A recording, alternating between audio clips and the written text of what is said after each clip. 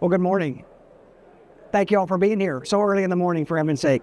A small, intimate group, so I'm going to sit if that's okay. I'll probably sit on the edge of my seat. Hopefully by the end of the presentation, you guys will sit on the edge of your seat as well.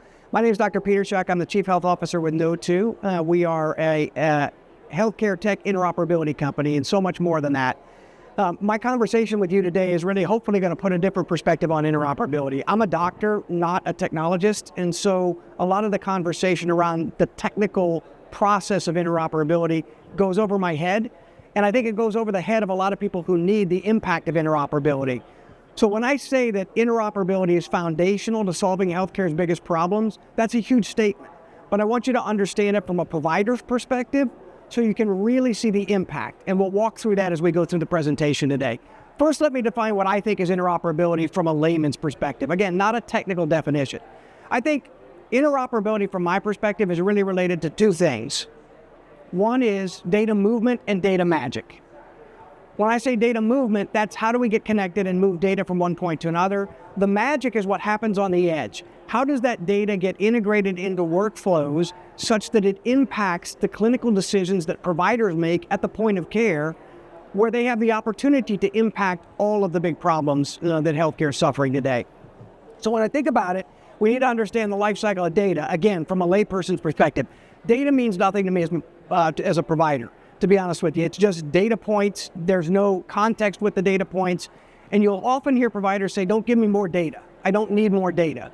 What we need is information. Information is data with context. So now it's a data point that's part of a patient record, belongs to a specific encounter, et cetera. And then that information, when it is injected into my workflow, such that it's available for me at the point of clinical decision making to make better, more efficient, more cost-effective clinical decisions in a timely manner, that becomes knowledge. Knowledge over time becomes wisdom, and that's what providers need, right? We don't need to talk about data for providers. They need information in their workflow that impacts clinical decision making. So that's how I look at interoperability and what interoperability is intended to accomplish as we walk through. So let's talk a little bit about healthcare's biggest problems. And when I say healthcare's biggest problems, that's a huge statement, because you're all probably thinking, well, God, there are a number of huge problems in healthcare. There's health equities, there's cost of healthcare, there's access to care. The provider experience is something that's suffered over the last 20 years as we've gone digital with electronic health records. When I say the provider experience, I'm using the provider in a ubiquitous manner here. Anybody who's on the front lines providing healthcare services. So this isn't limited to doctors. This is also home care professionals, nurses, medical assistants. Those people who are doing the work of caring for patients on a regular basis are beginning to have a degraded experience in how they deliver care, creating staffing shortages that we need to address, impacting patient experience, believe it or not, and impacting clinical outcomes. Cost of care is another huge one. Not just cost of care from a U.S. healthcare system perspective, but cost to deliver care from a health system perspective, a business entity perspective. So we're going to talk a little bit about some things that are driving, these market forces that are driving and continuing to perpetuate some of these big problems in healthcare. Number one is an aging population. It's no secret that over the 20-year span between 2010 and 2030, the Medicare beneficiaries will double from about 33 million to about 66 million beneficiaries.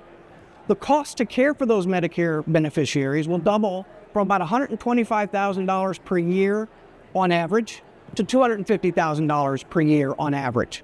That increased cost is largely led by an increased burden of chronic disease, largely led by diabetes and obesity, and they'll move from about 1.2 chronic illnesses per beneficiary to over 2 chronic illnesses per beneficiary. And then lastly, every one of those beneficiaries, on average, is going to live a year and a half longer, just under a year and a half longer. So you can see there's this impending problem in 2030, which has led CMS to say, I want every Medicare beneficiary by 2030 to be in an accountable care relationship, where the providers or the provider systems are accountable for the cost of care. So huge problem there, huge problem there. Most of the care is potentially moving into the home, or has an opportunity to move into the home as we become more cost effective. That's where people want to receive care. New care models are being developed every day.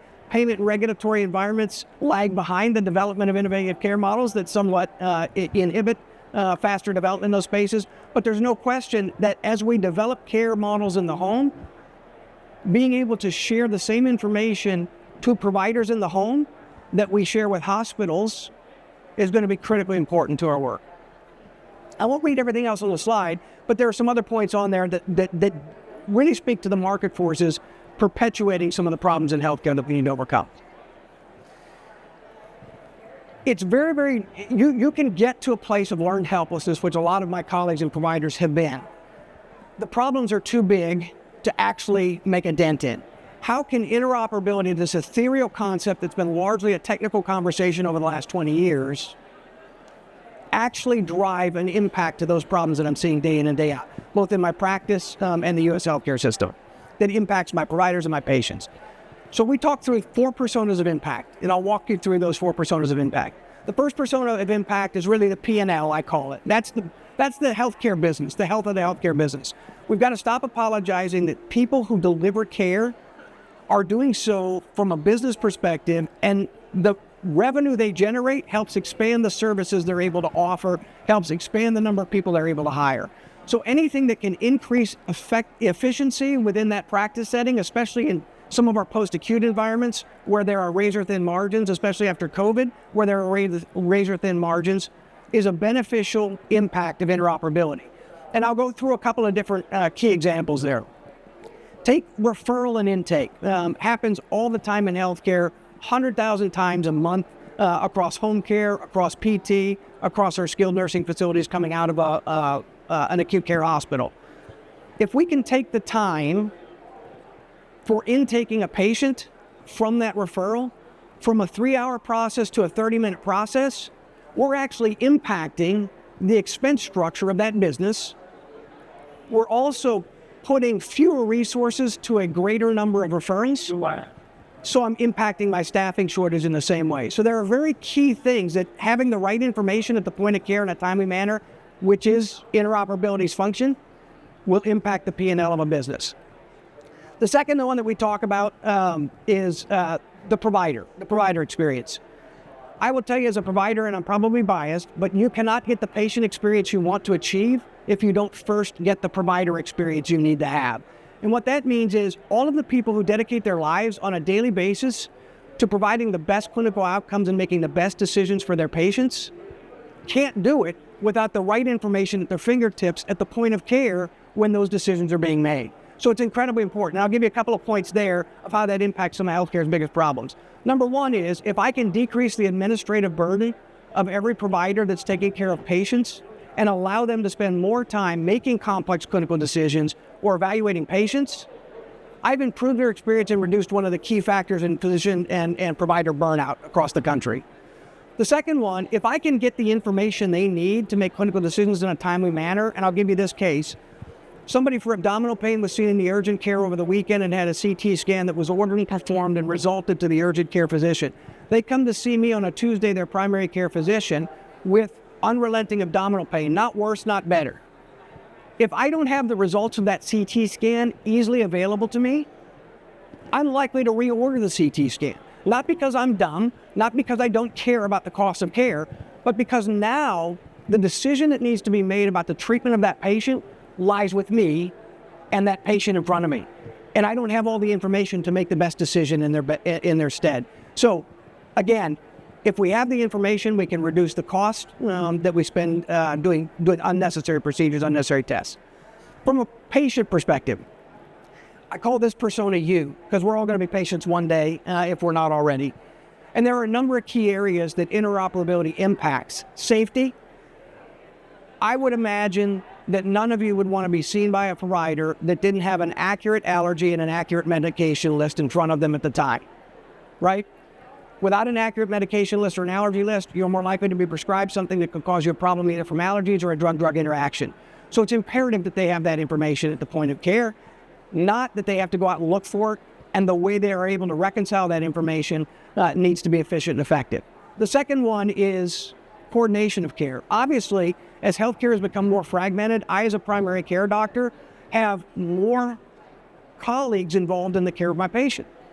Every provider that's involved in the care of my patient, whether they be a physician provider or a non-physician provider such as PT or home health, increases the complexity of the care and the complexity of the communication and the opportunity for mistakes sharing information across all those venues of care is incredibly important in terms of care coordination, making sure that we're getting the best outcomes for our patients. The last one I'll talk about is Uncle Sam, and we talked on one of those areas. Not only is care coordination important, but if we can actually create greater efficiency in providers' time by decreasing the administrative burden of care, we actually can increase access to care for individuals. By actually sharing social determinants of health, comorbid health equity data across the healthcare continuum, we can actually impact health equities in a different way, right? So it's incredibly important. And when I say that interoperability is foundational for solving healthcare's biggest problems, it's a big statement, but there are a number of examples right there that I've just given you that dictate having the right information makes a significant impact in every one of those areas. I'll pause there. This is the interact. If I have to sit up here and talk to you guys all by myself, this is where I cause pain for you guys and it becomes interactive. Any questions about that? Any area that you guys think, well, hey, it's a big problem in healthcare, but interoperability doesn't seem to have a role there? I'd love to talk about it. You guys didn't expect to be asked a question. I can tell.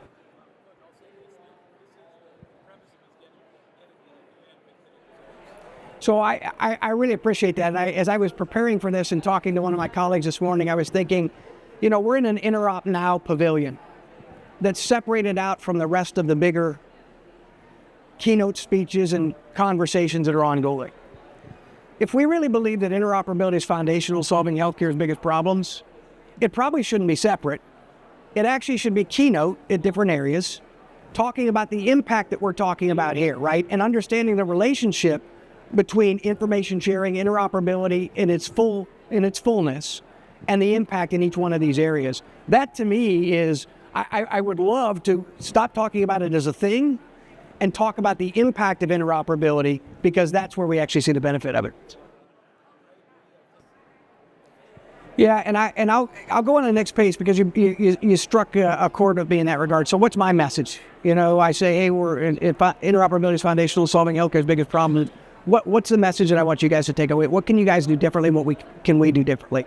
Number one, I would say that the conversation is probably not a technical conversation. It's been necessary to be a technical conversation for the last 20 years so that we could get trusted frameworks built about how we exchange information and common technical frameworks built that allow us to standardize the exchange process. But we've got to move the conversation from a technical conversation at its highest level to an impact conversation, because the people who benefit from interoperability, they're not asking for interoperability. They're asking for, give me my medications and allergies in a place in my record where I can reconcile them easily and understand that they're there. Give me the CT scan and imaging on a patient that I'm seeing today delivered where I'm looking for it, not at some place in the record where I need to see it. So I think there is this understanding of a gap between the technical framework for interoperability that's been laid over the last 20 years and the large conversations we've had about that, and the impact of interoperability, which needs to begin to rise. Yeah, I think that's right. I think they're saying uncle and they're asking for certain things, but they don't know how to ask it in the language that we process it from a traditional interoperability perspective. And we've not done a great job, in my opinion, in going down and translating and talking with them about those things. So I think that's one thing. And I think it's going to be incredibly important because while TEFCA QHIN, and there's going to be a lot of conversation about those things, is a real step forward with the public-private partnerships similar to cell phone networks, et cetera, that are going to allow us, hopefully, to adopt interoperability from a technical perspective at scale pretty quickly. The last mile is still adoption at the provider level. It's still adoption at the workflow level. And it's going to require an understanding of the impact of interoperability and the need for the impact of interoperability to ask doctors and businesses and healthcare workers to actually go through the change management process that's necessary to change workflows. So I'll give you this example as a provider. I wasn't scared of transition to an electronic health record, right? Great data capture, et cetera. What made doctors upset about changing to an electronic health record wasn't that it was a software platform and that we weren't charting in the chart anymore. It was because all of a sudden now, nothing was where I knew it needed to be, right? Because in my paper record, I had everything exactly where I knew it was, so I wasn't missing anything. And I built a career of trying to minimize the errors I make by pattern work, right? And understanding, hey, I've got this here, I know exactly where to find it, I know exactly what I'm doing at each visit to document those things, etc. I standardize so I know when to vary. You go to an electronic health record implementation from paper or switch to a different electronic health record, my God, it is an enormous undertaking, not because of the technology per se, but because now nothing is where it was before. And I don't like to look stupid as a provider, so I'm seeing a patient in my office and I can't find their hemoglobin A1C because I'm new in the record, right? Or I'm seeing a patient in the office and it's taking me forever to document what I need to document, or I can't find the specialist that I want to send them to. That's what frustrates doctors. So again, beyond having the data record, it's where do we put that information? How do we present it to providers such that they can actually make good clinical decisions with it at the time at? I 100% agree with you. And I think whatever the avenues by which we're coming in, it all needs to end in the system of record in a way that providers can find the information at the point of care. But I don't disagree with you in that regard. But I do think if I'm looking at TEFCA QHIN is going to accelerate the adoption of interoperability from a technical perspective, meaning tech companies, EHR vendors, health systems, so forth, through their EHR vendors are going to come on to TEFCA QHIN. But the actual adoption of interoperability that's going to end up driving the impact that we're all hoping it will drive is going to be a partnership with the edge technologies and the providers in the change management around the workflow there. So there's a role to play in each of those folks as we move forward. You guys probably already are all aware of this, TEFCA QHIN, as you think about interoperability in the new framework, TEFCA being the new kind of refreshed trusted exchange framework, QHINs being the qualified health information networks underneath. There are 7 of them out there now. There may likely be more over the next year. And then the QTF is just the QHIN technical framework. It's basically the technical framework about the exchange between those different QHINs. The RCE, the regional coordinating entity, sits as a arbiter of the QHINs, working on behalf of the ONC as a private company to bring QHINs to fruition. I'll pause there. I got a little time left. Happy to have further discussion and answer any questions. I think the main point that I want to take away from this is moving the conversation. It's not changing the conversation either or, but it's shifting the conversation so that the impact of interoperability is discussed as much or more at the point of, at the edge as the technological conversation around interoperability. It's understanding how far-reaching the impact of interoperability is from an impact perspective, and then understanding what it's going to take through an adoption perspective at the edge to actually realize those changes. And that, quite frankly, is the system of record, electronic health records, and the provider working together to make certain that the workflows are built appropriately to achieve the outcomes that we're trying to achieve. But I don't think healthcare gets fixed without this. And there are 1,000 other things that we're interested in: longitudinal records and databases, lifetime patient records. There are plenty of monetization of data models out there. There are individual access is great. All of them have a wonderful role to play in improving our healthcare system. But none of them have the impact that simply getting connected and being able to exchange information in real time at the point of care, integrated into physician workflows has. And that's, I don't want to miss that for everything else that we're doing. Yeah. And I want to get progress before perfection. So if I've got something like this that can affect, let's say 95% of the impact around clinical care, controlling cost for population health, access to care, provider burnout, all of those things, if 95% of that could be solved by simply getting connected and creating adoption at the edge, then the 5% that comes from longitudinal databases, individual access, all those things are going to be incredibly more impactful, because that 95% is impacted. So that's where my head is and why I think it's so foundational. Other thoughts or comments? Is it a helpful dialogue to have or no? Okay. Thank you all for being here so early in the morning. I really do appreciate it. Thank you. I was going to talk to Air if you guys weren't here. Thank you.